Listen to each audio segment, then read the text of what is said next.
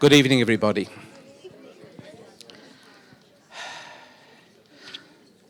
I didn't expect to see so many people with guilt. But I know that you're here only for the theoretical construct, because you all know people who feel guilty and you can help them. And that's why you're here tonight, and that's wonderful.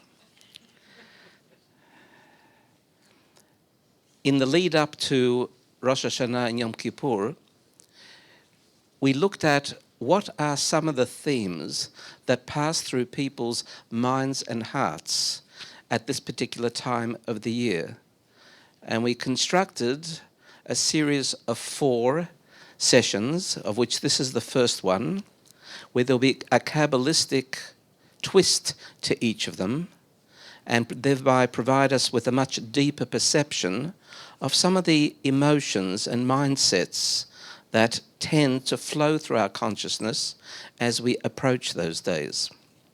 Far from being exhaustive, but nevertheless, I think they're indicative, and we'll get a sense of how perhaps each one of us personally can contemplate, introspect, and prepare as a consequence of these sessions. The one session that is quite atypical in the 4 is next week's session, where we have the presence of a wonderful Israeli artist, David Friedman from Tzfat, who's very well known for his geometric Kabbalistic paintings as well as his other paintings.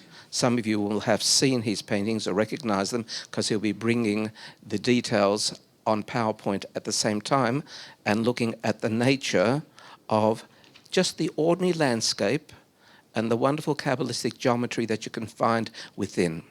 But that's next week. Okay, today's theme, the psyche of guilt. And I have nominated these 3 individuals, amongst many other writers on the subject, thinkers on the subject, practitioners in the field, because I think there is some wonderful contrast that we can draw between these 3, and thereby give us an insight as to our own perceptions of the subject matter as such. Firstly, when we use the word guilt, let's understand what it is that we're talking about. The word itself, because we are speaking in English, comes from the Middle English, Gilton, Old English, probably pronounced the same way, and it means to be aware of a wrongdoing. Does anyone have any further comment on that definition of guilt? But let's proceed just a little bit further. But the idea of guilt, does it connote to you a positive or a negative sense as you immediately use the word? Negative. By and large, to all of us, it has a negative connotation. It can be contrasted with another English word, conscience. And is there, in fact, a difference between guilt and conscience? I'm sure everyone in the room will say yes, but I wonder if you can actually define the difference. And remember, there's no right or wrong answer here. Give me your thoughts. What's the difference between guilt and conscience, Ros? I think conscience makes you realize that you have done something that's guilty. I think there's a relationship between the 2. In a sense, what you're saying, conscience reveals guilt? Maybe. I'm trying to interpret what you're saying. You see there's a relationship, but you see a difference at the same time. Akiva? An awareness of right or wrong. Very good. Which one? Right. Which one is an awareness of right? A conscience, okay. And guilt is not? If you say no, why do you say no? Think about it. I think that without the possession of a conscience, there cannot be a concept, an individual of guilt. And I guess that's revealed as early as the Garden of Eden. So you're saying conscience is a prerequisite to guilt? That's what I hear you saying? Conscience is a prerequisite to guilt? Yes, but? Yes, I would imagine. Are both feelings? No. Which one is one? Guilt is a feeling, conscience is something else. Guilt is a feeling, conscience is something else. Would you like to pursue what the something else might be? It's like a thought. That's what God gave to the Jewish Yes, world. Gabriel? Of conscience, and that's why people are historically hostile to the Jews. Okay, tangent. Want to stay here? Yes, Gabriel? Conscious is more the comprehension or the understanding of what is right and what is wrong, as opposed to guilt. So there seems to be the two of you suggesting conscience is perhaps more mind-oriented and guilt is more feeling-oriented. That seems to be what the sense over here is. Yes. I think it's a judgment you make. Which one? With conscience. Conscience and guilt? You look at the right side and the left side of consciousness and you decide Which one? what you feel is right. And guilt? Well, that's what leads to the judgment. Okay. So you're also saying conscience is like a lead up to guilt as such? Someone who hasn't contributed, yes? To me, conscience is the God component, Yes. and guilt is the physical, this world interaction with it. Okay, higher and lower suggestion there. Any other takers? Yes. I look at it this way. Conscience is our understanding of life. And I think out of that we make a judgment. And the judgment produces Guilt. Okay, so Laurie talks about, again, the idea of conscience being a mind-related activity, producing possibly a feeling of guilt. You want to associate guilt with feeling perhaps also then? I'm putting a word into your mouth there. Yes. Guilt is subconscious and learned over many generations. Ilana says guilt is below the conscience or conscious? Both. Below conscience and acquired over generations, time process. I'm not sure that I would want to debate with any of these propositions because I think that these are what I call big words, which tend to be ambiguous words. English is like that. English is full of big words, which many people interpret differently, and there's probably no right and no wrong. It's just how you choose to utilize them. But it's interesting how everyone has a slight variation on the theme. Interestingly, Hebrew is not full of big words. When I say big, I don't mean in the number of letters, obviously.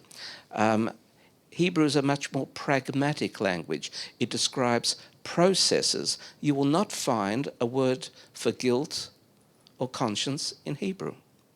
Isn't that interesting? Because the words are too big, too nebulous. We all know what they mean because we all have a commonality in our sense of it, but nevertheless, they are big words. So we're dealing with a big idea tonight. Okay, so having said that, let's go back now to some common definitions. You've offered some. The meaning of the word guilt. Guilt is a cognitive or an emotional, so here, at least Wikipedia, says it's mind and emotion, that occurs, because it's hedging all bets obviously, that occurs when a person believes or realizes, accurately or not, that he or she has compromised his or her own standards or conduct, or has violated a universal moral standard, and bears significant responsibility for that violation. Guilt is closely related to the concept of remorse. As I read that, I thought that actually spoke to me quite well, the way that most of you spoke in terms of the word guilt. Does anyone have any difficulties with Wikipedia on this point? It's fairly comprehensive, but as I said, it hedges all bets, and you wouldn't be able to actually locate and identify and describe what guilt is. It's talking about guilt, not talking inside guilt. But that's all right. At least it gives us a common vantage point on these things. Any comment there? Satisfied. We think guilt is something like that. Okay? Having defined guilt, I think probably the next best thing is to look at conscience. And conscience is much more concise according to Wikipedia. A person's moral sense of right and wrong viewed as acting as a guide to one's behavior. Not sure if grammatically that's great what they have there, but nevertheless the intent is clear. It's a moral sense of right and wrong, far less complex than guilt in many ways. And that's why I think that psychologists and psychiatrists make much more money out of guilt than out of conscience, right? It is more complex. And therefore, and tonight that is the subject word that we're utilizing. But it's a nice thing to contrast with something as seemingly simple as conscience. Do you have a conscience? Does everyone have a conscience? Any yeses for does everyone have a conscience? Akiva says yes.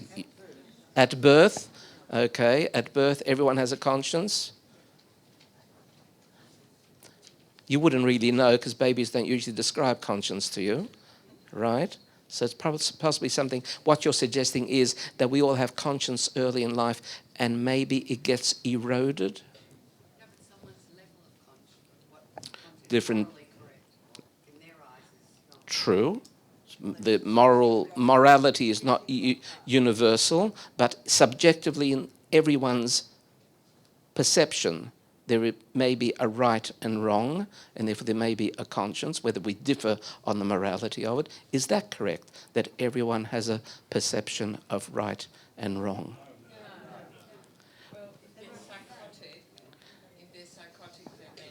Okay, if psychotic, they may not. True. Set that aside as an abnormality, but rank and file, does everyone have it? Does everyone know the difference between right and wrong? No. So I'm getting yeses, then I'm getting no's. So let's see if we can be a little tighter in this. We've asked the question another way. Does everyone know the difference between right and wrong all the time? Fine. That's an excellent question, but not mine. Kidding. I'd like to stay with mine nevertheless.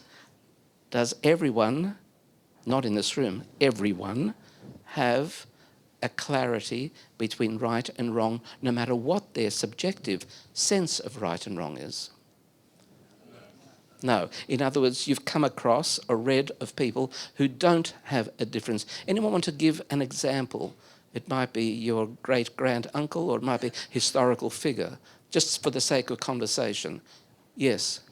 A person who may desire, because of the ego, a new pair of shoes might see correct in stealing a richer person's shoes just to satisfy the desire. Right, so might it be that in that person's eyes it's right to take from the rich in order to give to the poor, a Robin Hood kind of a notion, but that would be a sense of justice, which we may not agree with. They might say that's right, but maybe they would say to kill the person for the shoes might be wrong.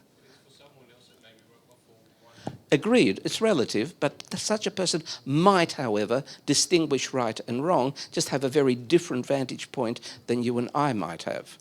But does anyone have anyone they want to nominate who doesn't distinguish between right and wrong? Hitler? No, because Hitler thought it was absolutely right to rid the German society of vermin, Jews. Warped as it might be, he saw right and wrong very, very deliberately. Well, it's coherent to him. Don't forget, coherence is subjective also. Yeah, but to him it was very coherent. And to a lot of Germany it was very coherent, unfortunately. I read in the paper a couple of days ago that a businessman murdered his partner, his business partner. He went before the trial and the judge. And he was asked why did he murder his business partner. He said he really didn't know why. Okay, and that may be closer to what our psychologist says in the front, that that person may be suffering a condition in that respect. Ivan Milat. Oh, Ivan Milat. Describe what he did to everybody. Murdered, was either 7 or 9, I forget, backpackers. And what was his motivation? Because he felt it was good, not right or wrong. He took it as a pleasureful. It may be that there are individuals who do not distinguish right or wrong whatsoever, but act continuously on their impulse of a pleasure principle. Is a pleasure principle a form of morality? If you stretch it, maybe it is, Audrey. You may be quite right. Okay, so what we're doing in this exercise, again, I'm not defining for you. I want you to think. I want you to understand what it is that we mean when we use such terms and words, and when we try to contrast guilt and conscience. Now, getting back to the subject matter, I want to give you a short overview of the background to our three individuals that we're looking at, Freud, Jung, and the Alter Rebbe.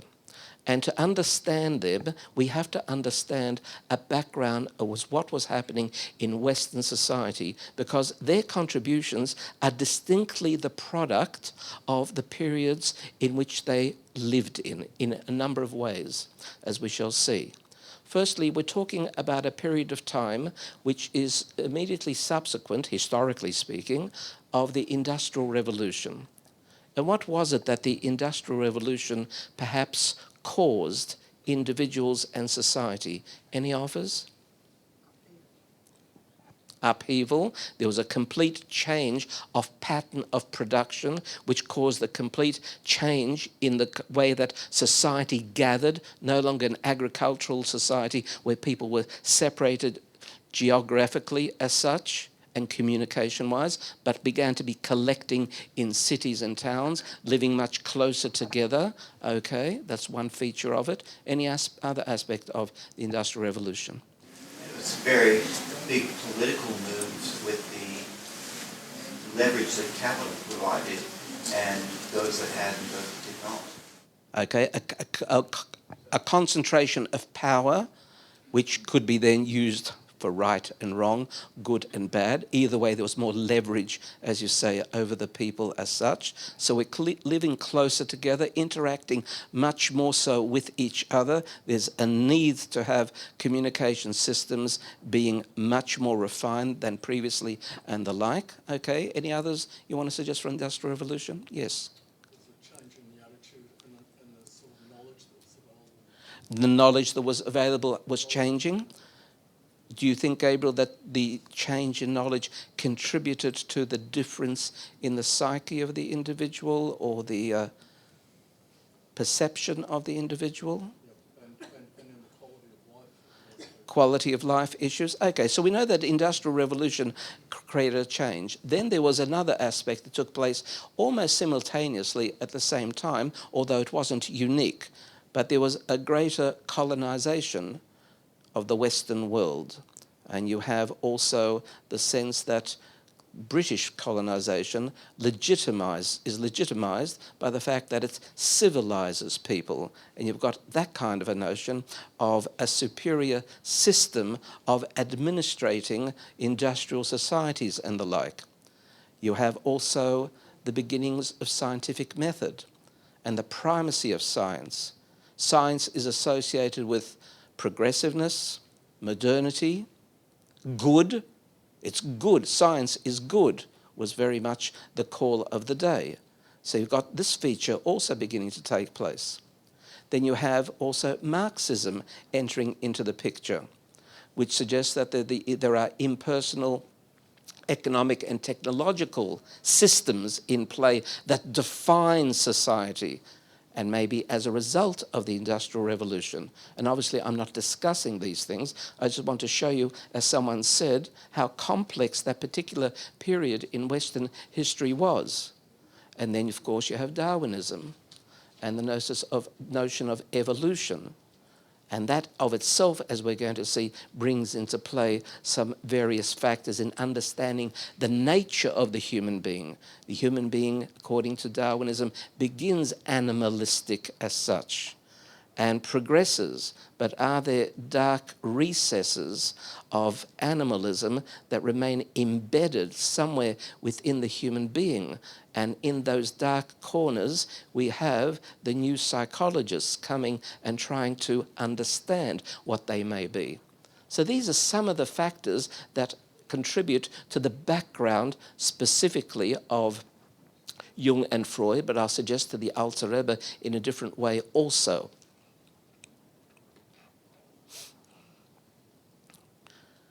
And there's one more feature that carries through from a previous period, and that's romanticism. Now, we'll see what we mean by that term. And despite the fact of technology, science, industry, systems, you have this kind of residual from a previous period where they speak of dark and mysterious aspects of the human nature, which I alluded to when I spoke momentarily about Darwinism. Dreams, madness, altered states, nature as a living organism, not a clockwork mechanism, also are found, especially in literature, as we shall see.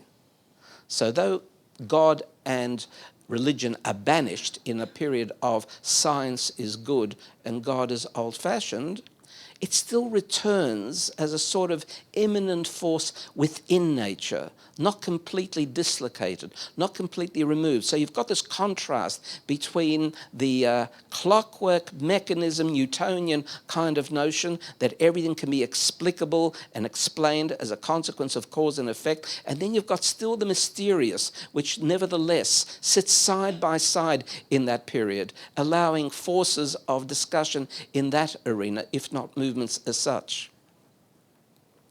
And therefore, when we speak about Western psychology and we're speaking about its antecedents, we're talking about all these factors that sort of are at the threshold of consciousness as such. And we turn to the notion of drives and instincts that govern us. And if I were to ask you, we don't have time for that now, but if I were to ask you to start to define for yourself, what is instinct? What is drive?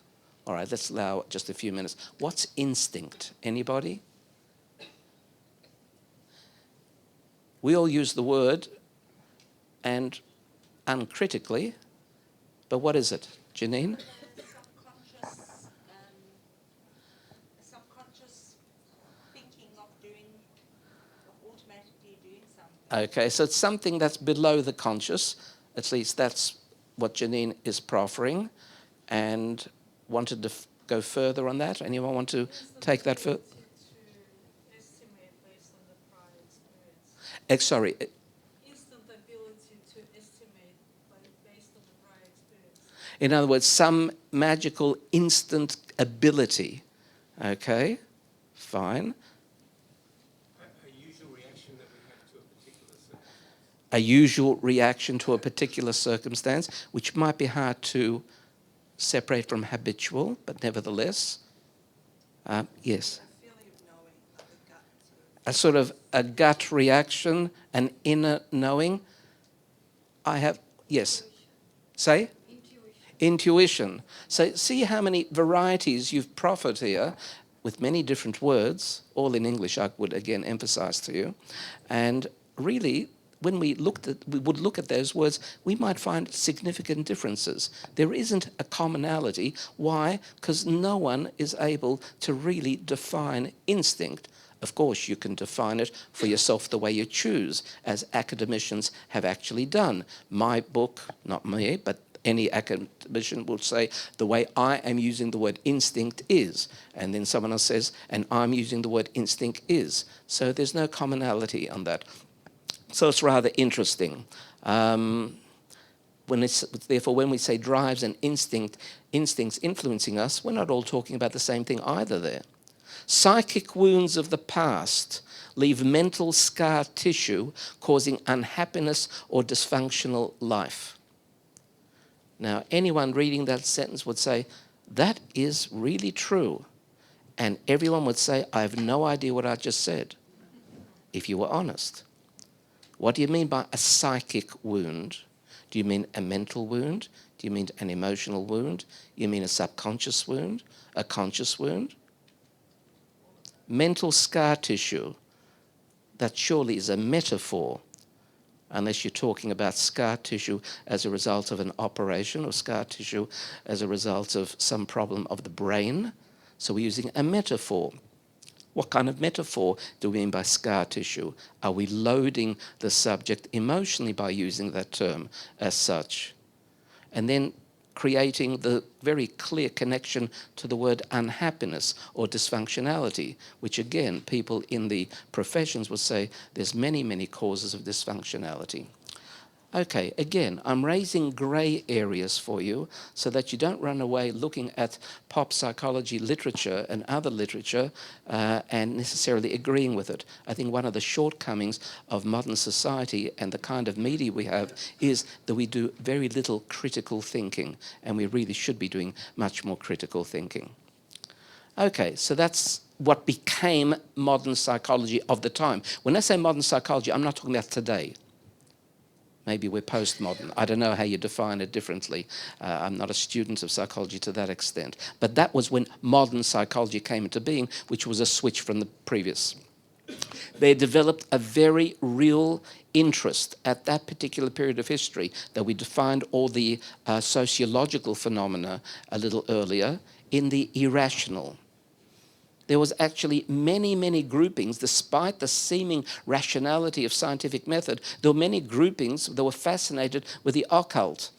Eastern spirituality didn't come into being in the 1960s and 70s. It actually had a much greater popularity, would you believe, in the 19th and late 18th century, where there was a great discovery of it and was brought, yes, sorry. You nearly bought a house. Okay. And it was found its way, as I alluded to earlier, in literature. Rise in absurdism and horror in literature, which is going to the edge of our minds. The occult, like Edgar Allan Poe and his Jekyll and Hyde and other similar books. I don't know how many of you have read Poe, Dorian Gray, The Picture of Dorian Gray, etc. It's a product of the same kind of period, the same period, I should say, that is under discussion here. And it finds its way also not in horror, but in absurdism. Lewis Carroll's Alice in Wonderland series, 3 books there, etc. And it's really interesting to note that Lewis Carroll wasn't just a writer, he was a mathematician and a logician, but someone who saw the shortcomings of the scientific method or shortcomings of logic and loved to poke holes in what was then the modern rational view. But all this sits side by side with rationality. And I would call this not irrationality, but non-rationality. And there's a comfort zone in having both. So that is there. Why do both antecedents seem to produce these contrasting pictures of what was happening in the West at the time? So now let's turn to the Jewish spiritual background, which will help us explain the Alter Rebbe a little bit more. The Jew in 2 minds, in 2 worlds, it should be plural. The Jew is caught up in this Europe of change. So we've got something else happening here. We've got probably the most ancient, ongoing tradition finding its way in this literal revolution of thought and mind taking place at that point in history. And how does it interface? How does it accommodate? Does it accommodate? Is it independent of? Does it borrow from, or, as I'd like to suggest to you later on, it actually contributes to, as we shall see. The Jew finds himself and herself in a state of political disenfranchisement, meaning no voting rights, no ownership of land, you have to be the middlemen, You have to be the business people. You have to be the money people. You have to be the tax collectors. And that's why we have, I believe, in history, recent history, evolved an acumen in the world of business. And I honestly think that somehow it's genetically impregnated for our success as startups in Israel. But that's a long bow to perhaps to call, okay? So you have that particular aspect of it. You've got economic deprivation and poverty because you can't enter into the professions as a Jew, and you haven't got the possibility of income production to that extent. The vast majority are artisans, and therefore the lowest level of society in terms of income production and the like. And then you've got the internal schisms in the Jewish world. The Jewish world is not one homogeneous grouping as this Western world has emerged into the scientific period and industrial revolution. We have our own inside problems. For example, we have a minority of Jews who are sufficiently endowed financially to be able to sit and study, and they become the scholars, and from them the ranks of the rabbis and the like, but they are a distinct minority, whereas the vast majority of Jewish people tend to illiteracy.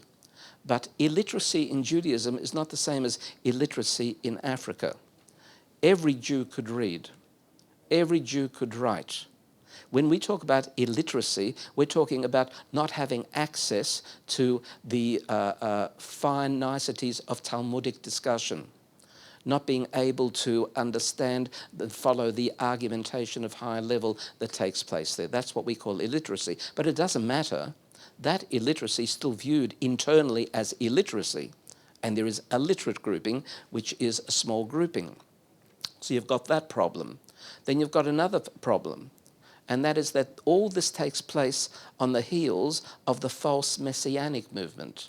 Some of you might recall in the 1600s, turning into the 1700s, you have individuals like Shabtai Tzvi and Zechariah Frank who proclaim themselves as messiahs. And in the economic deprivation and poverty that Jewish people find themselves in, the promise of a messianic period is terribly alluring. And would you believe hundreds of thousands of people follow these false messiahs until Shabtai Tzvi converts to Islam, and Zechariah Frank is shown to be a charlatan. And you can imagine that over a period of decades when these people were followed, the kind of results of disappointment and upset, disenchantment, and therefore suspicion that enters into the Jewish communities as such. Then you've got the whole idea of discipline or joy. The viewpoint being the majority viewpoint at that time, that to be a good Jew requires you to be a disciplined Jew, almost a dour Jew, a Jew that is actually serious about life. And the idea of lightheartedness, joy, simcha, wasn't really part of the caricature of the Jew of the time. So that maybe have a deprivation aspect. And that gave rise to the big schism, Hasidism and its opponents, the Misnagdim. In other words, the rise of Hasidism, which was characterized by joy, happiness on the one hand, and an emancipation of democracy, everyone being equal as each other to God. There isn't a scholasticism that is closer to God and the artisan who unfortunately is not as close to God because it's illiterate, but everyone has an equal democratic connection to God. That became a very, would you believe, a very, very major battleground. And in fact, most of the early Hasidim were excommunicated as not being proponents of the normative situation of the day. So you find a Jewish people who come with a heritage, but nevertheless are internally split, and this is where we find Jewish peoplehood at that time. So this, to date, of this discussion has been just a background discussion. Now let's turn to our individuals at hand. Let's look at the times that they lived in. 19th century, in case of Freud and Jung, who were contemporaries. Some of you will know that Jung was, if you will, early a student of Freud's, and Freud considered him the most outstanding of his students until they had to part ways as Jung departed from Freudian notions, and this caused a breach in their relationship and gave rise to a very different school of thought, which became the Jungian school of thought as opposed to the Freudian school of thought. But the Alter Rebbe precedes them by a century. And I want to emphasize that point because as we discuss later what it is that each one has as a model of the human being, you'll find some very interesting, I'll suggest to you, contributions that the Alter Rebbe makes, albeit indirectly, to the teachings of Freud and Jung. But I wanted to give you a context of the times in which they lived in, both by way of background and the years. Any questions to date?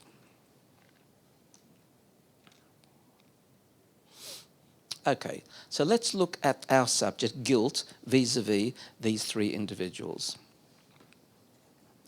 Freud.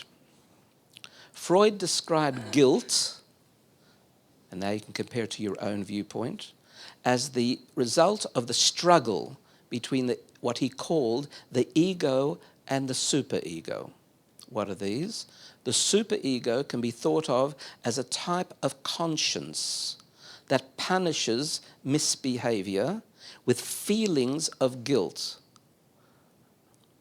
Ask yourself which came first, which came second in your earlier discussion. It works in opposition to the id, which simply seeks self-gratification. Id seeks pleasure, superego more like conscience, feelings of remorse called guilt. The ego seeks to please the id's drive, so now the ego is that part of us that sort of gets into bed with the id, but wants to make it a realistic outcome, ways that will benefit in the long term rather than bring grief. You should feel good about it, about gaining pleasure rather than feeling guilt or negative about it. So make it realistic. So for example, delayed gratification. You sort of do something which may be not very, very pleasant, but you know at the end you're going to enjoy the results very much. That's the id making sure that, in fact, the ego gets its way. So you work hard for 15 hours a day for 10 months in the year, so you can have that 1 month's cruise at the end of the year. Okay, so that's the kind of thing that the id drives you to. This is Freud's model. And we're going to find, interestingly, in the Kabbalistic teachings of the Alter Rebbe, some aspect of this model. So will it be that the Alter Rebbe learned from Freud? Unlikely, because Freud lived a century later. So let's now have a look at Jung and see what he says in terms of guilt.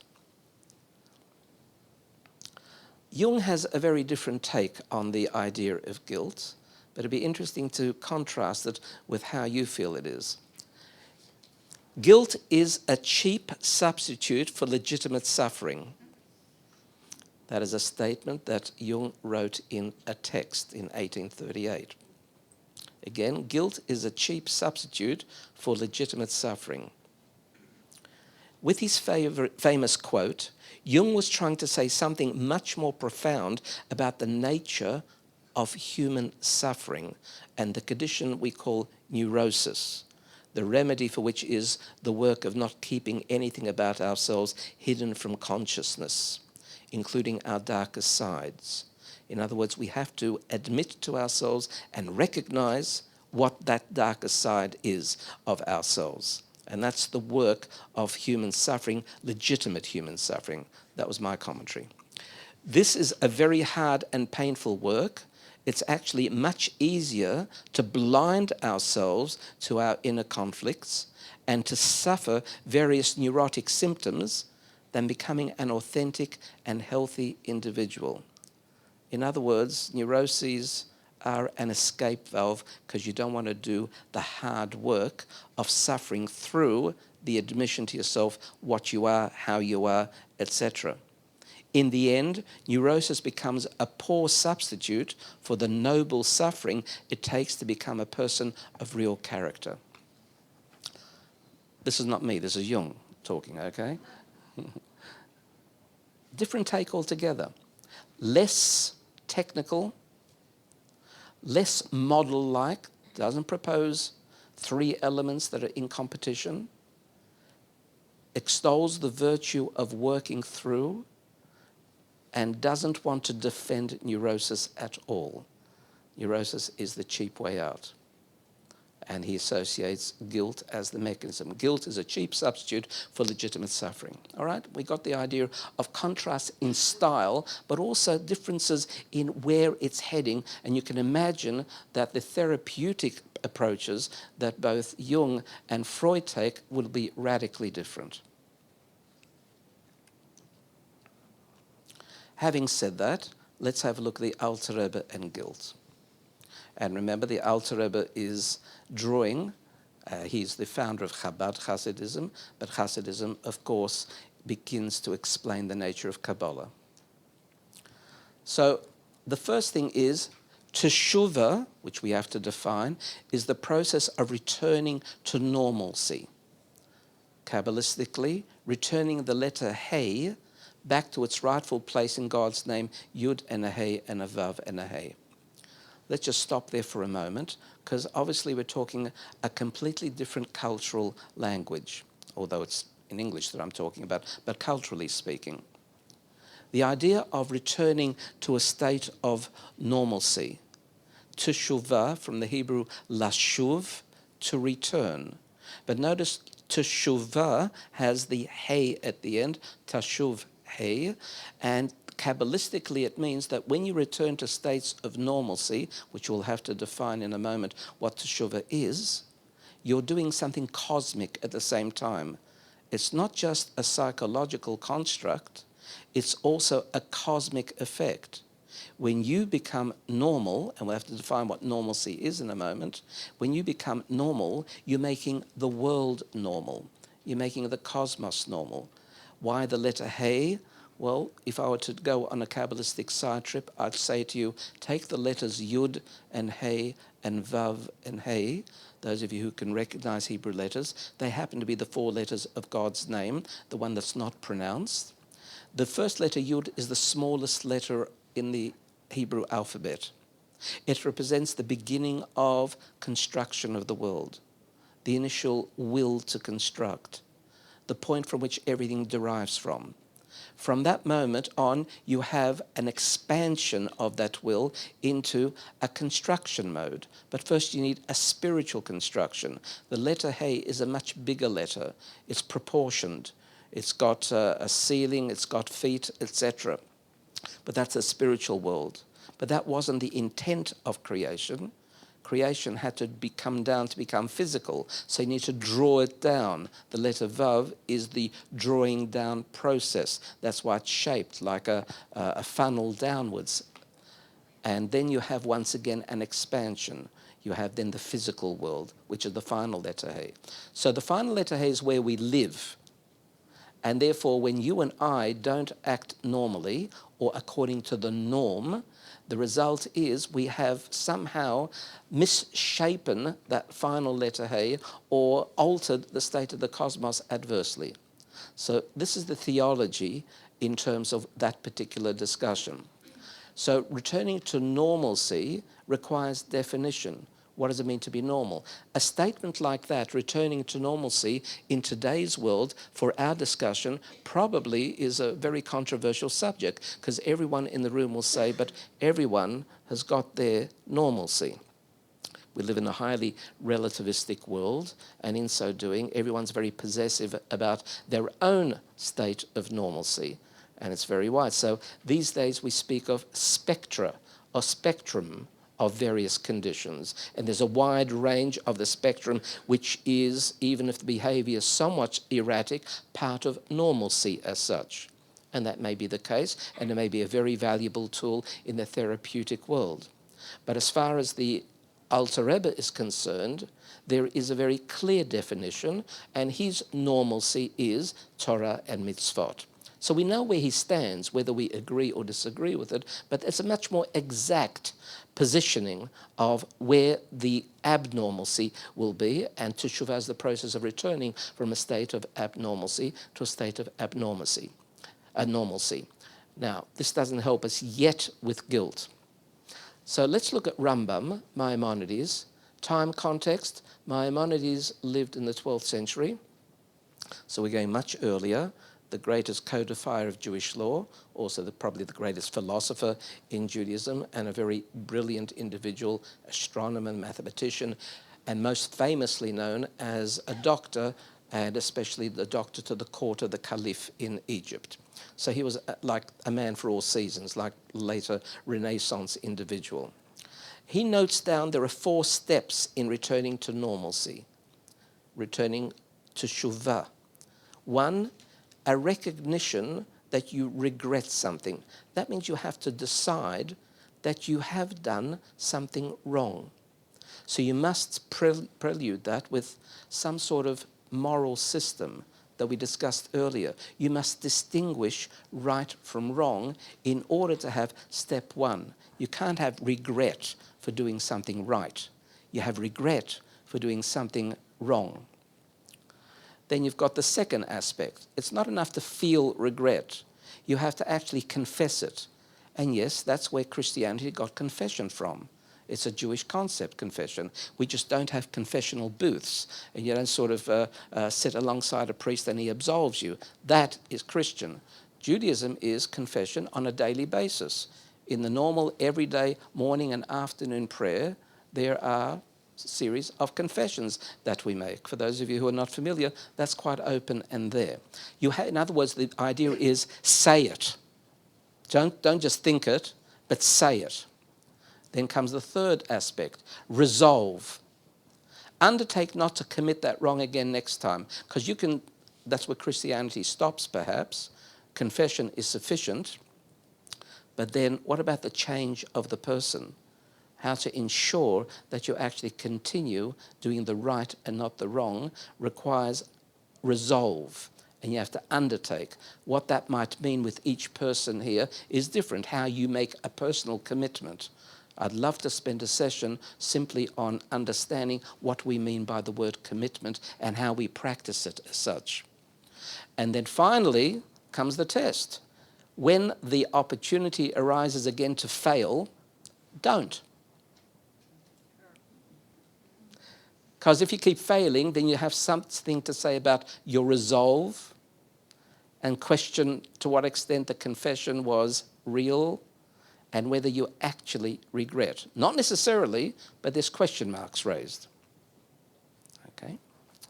So have a look at this. When we're discussing guilt in Judaism, there's no ambiguity in terms of, is it a feeling? Is it a mind thing? What do we mean by the term? It's not a big term. It's a series of actions and processes based on a simple measuring stick, the Torah, and teshuva, returning to the norm. It's mechanistic. A very, very different approach. And that's why we don't use the word guilt, or have no word for guilt at all.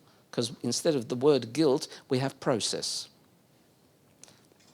This is where the Alter Rebbe is coming from.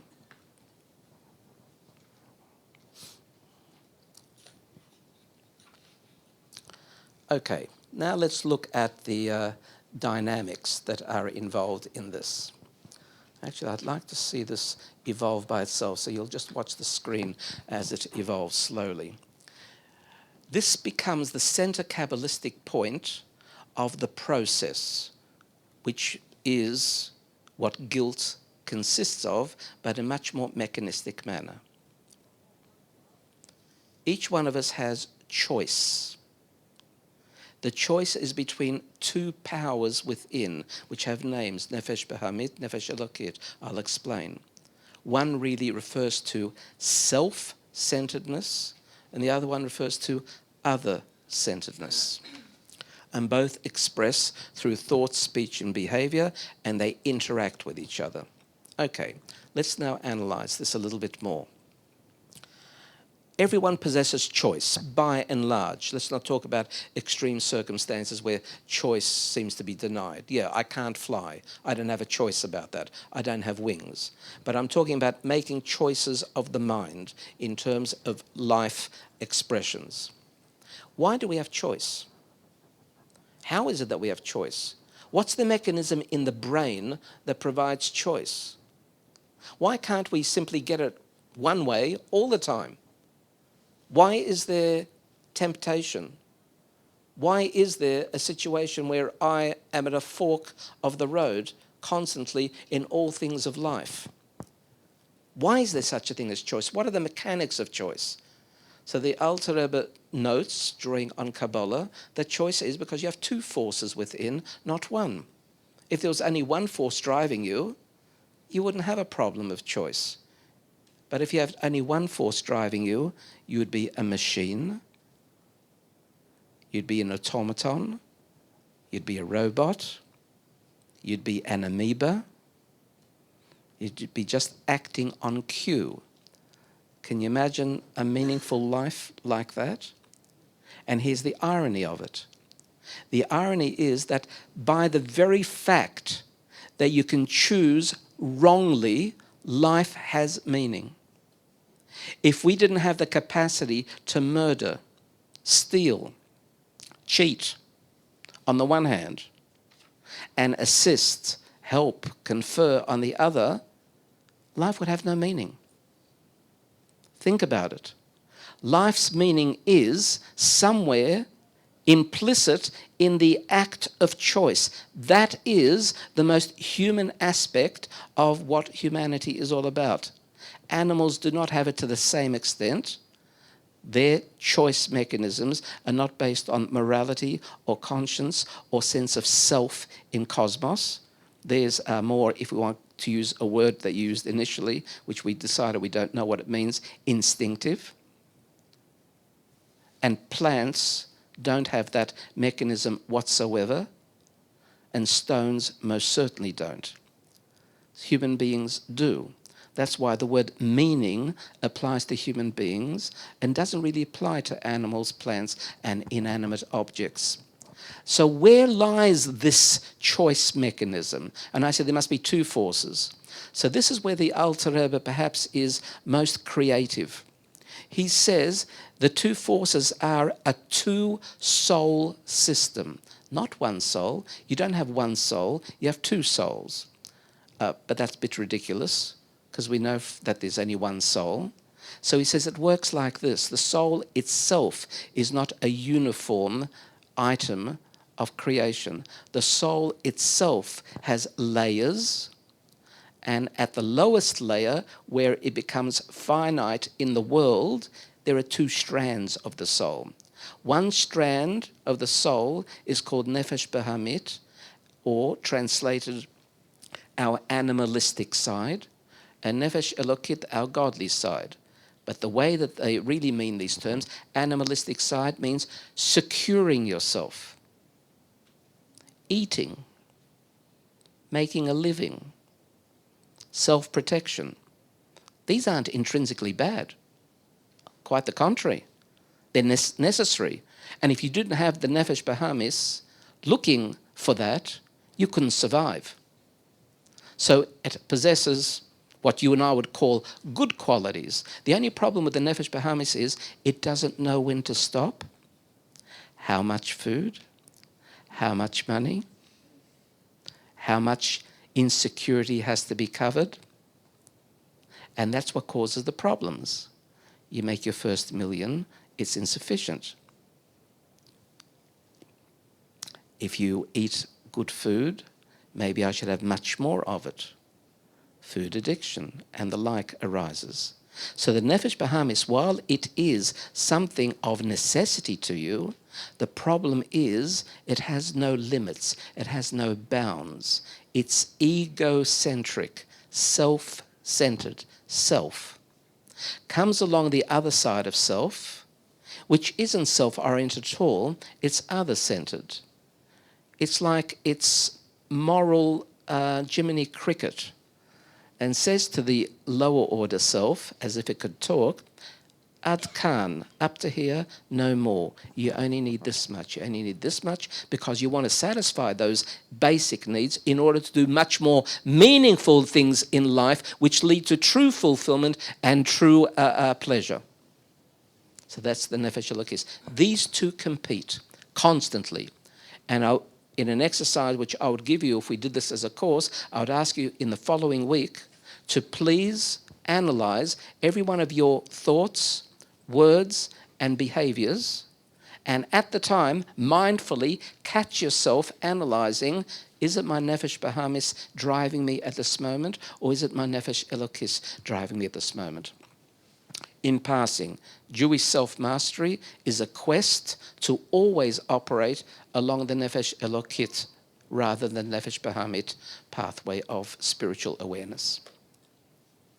Okay, so what we're seeing here, again, I come back, is a much more mechanistic vantage point of operation, not a summation, guilt or no guilt, conscience or no conscience. Leave out the middleman, says the Alter Rebbe, and go straight to the dynamics of life itself. Get it right there.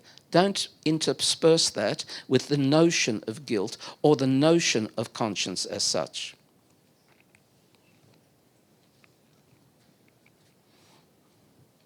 I don't know how that crept into it. Oh, I do know why it crept into it. So I'm going to, again, show that initial frame and reread it now, and in context of the Alter Rebbe.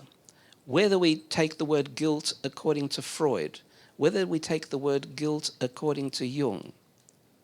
Guilt is a cognitive or emotional experience that occurs when a person believes or realizes, accurately or not, that he or she has compromised his or her own standards of conduct or has violated a universal moral standard and bears significant responsibility for that violation. Guilt is closely related to remorse. So that gives us a definition of guilt.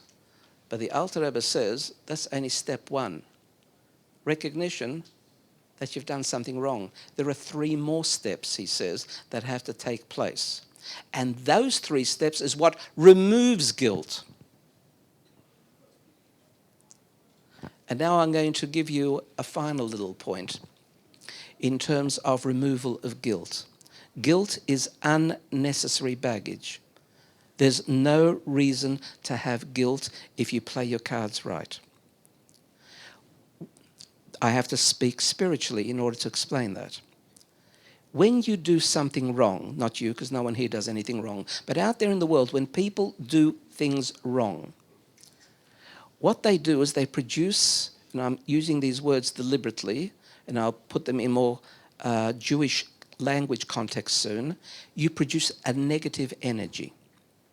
You actually produce something. It's not just a relational thing, me and her or him. That's obvious. But there's actually an effect on the world as such.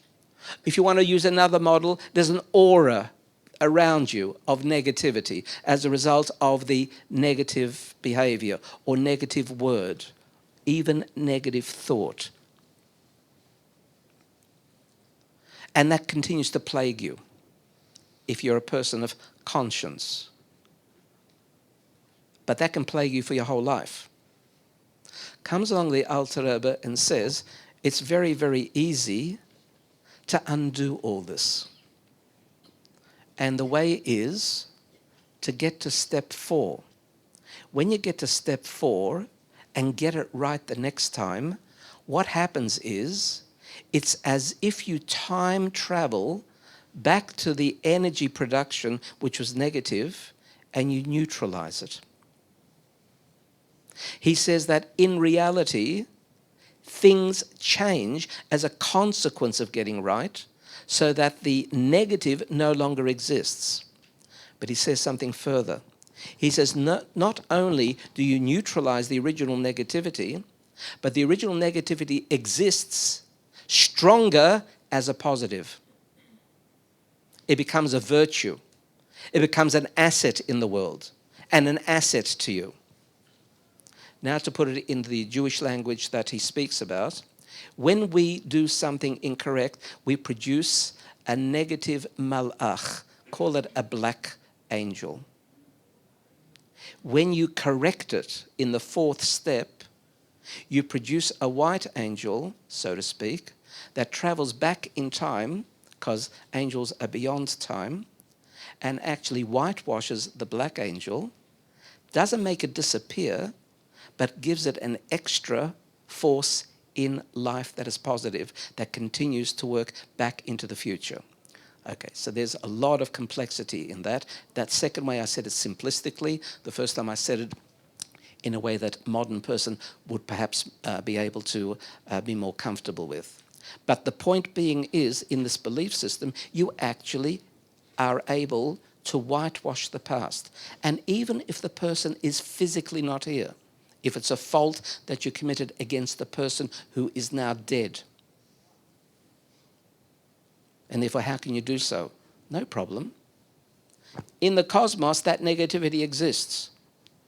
And by you doing the right thing now, what's the right thing now? You can't go to the person and say, I'm really sorry, please forgive me, which is one of the ways of making things right. But of course they're listening. And of course they're in the world of truth. And of course they don't harbor any negative feelings because they have a full understanding of everything and they hear you. So actually speak to them, if that's the particular case we're talking about. And in so doing, you whitewash the negativities. There is absolutely then no rationality to have guilt. It cannot exist. That's the way the Alter Rebbe describes it.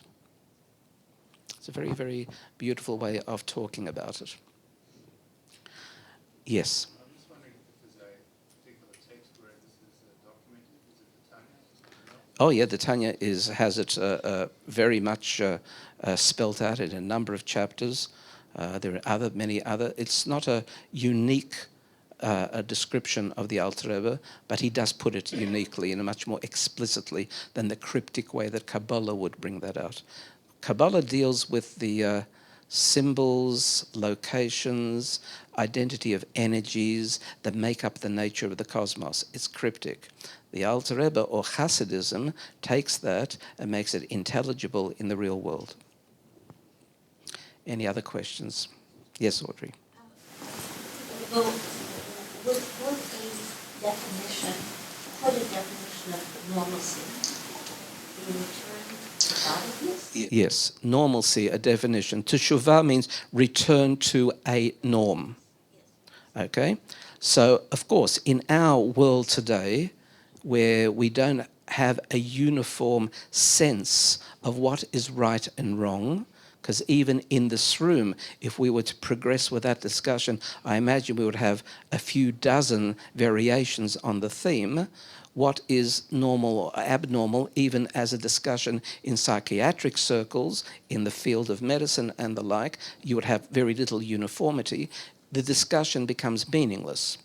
In Judaism, however, where there's clarity of what the norm is, you can easily speak about the processes then of reaching that norm. Would that therefore can it be a concept of return to? Yeah, return. The word lashuv means to return to the norm. And the norm being? The way that the Torah describes the nature of the human personality in context of the world as such. Any other questions? Yes, 1, 2. I've seen occasions where a person may reach the state of guilt, but decide to choose ego and cover or eliminate the guilt with excuse, and end up believing these excuses, and that guilt disappears. That's what Jung says is the laziness of not doing the work of working through the suffering, facing yourself. Does that guilt disappear? Yeah, like, does it really disappear, or is it just an illusion for the person? Depending what system we're talking about. The way you've described it, no, it would never disappear. The way the Alter Rebbe describes in his system, if you would comply, yes, it would immediately disappear. Ultimately, it's based on what you choose to believe. There isn't any absolute proof for any axiom. An axiom, by definition, is not provable. Your beginning point, your bedrock, becomes your belief system. Jung also follows belief systems. Freud also follows belief systems, and they build on those particular axiomatic propositions. They're just different axiomatic propositions.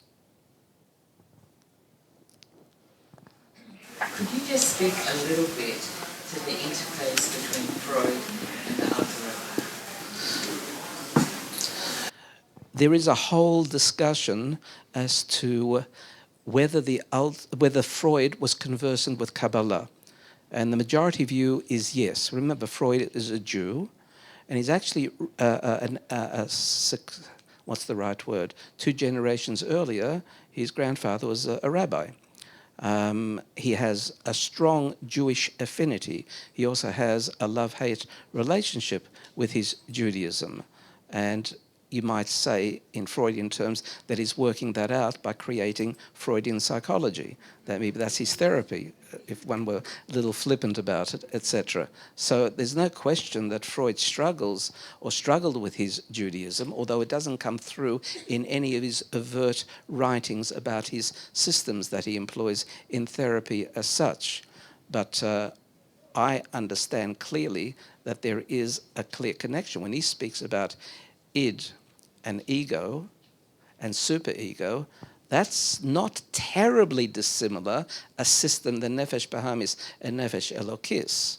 Okay, the interplay between nefesh elokis and nefesh bahamis, the id and the ego, producing the result of the superego, etc. But it's a variation in terms of the model. It's not identical, but there's much closer process parallel with Freud than there is with Jung. However, there's a much closer resonance with Jung's general proposition in Judaism than Freud. Would you agree that Judaism is a very kindly religion, and therefore tends to have kindly results and kind feelings about it, and kindly attitude towards it? The question is whether Judaism is a kindly religion. Okay, on another occasion, I will talk about the word religion. I never like to use the word because I think it's a Christological word which takes us away from what Judaism is. The word religion perceives that there's religious and secular, and Judaism doesn't see that at all, but it's holistically one. But put that all aside for a moment. Chesed, which is the sephirotic flow of kindness, giving, underlies all of creation. Whether we respond to that in terms of earth having chesed and hence producing growth, or whether it's a human being sharing with another human being, or animals cooperating, whatever might be the case, the whole creation is underlain by chesed. So it's a common quality to everything. But Judaism that teaches that particular model would be the expressor of kindness. In fact, you say an interesting point I want to raise to you. The Talmud says, if you find an individual who claims to be Jewish and is not kind, question their pedigree. Up to that point is the notion there. Any other final questions? Okay, so in the space of an hour and a bit, I certainly haven't attempted to cover an immense subject, but I hope that in passing I've been able to prod some interest and allow you to have a look deeper into yourself in order to understand yourself a little bit more and understand where Judaism comes at it as opposed to the contemporary Western psychologies as such. And of course there have been many variations on these themes coming into the modern term with modern psychological thinkers and the like, notably Fritz Perls and others. Okay, so we'll be going next week to a very different look at Kabbalah, and that's going to be through nature, as I mentioned earlier. So please join us next week at the same time. Have a good evening.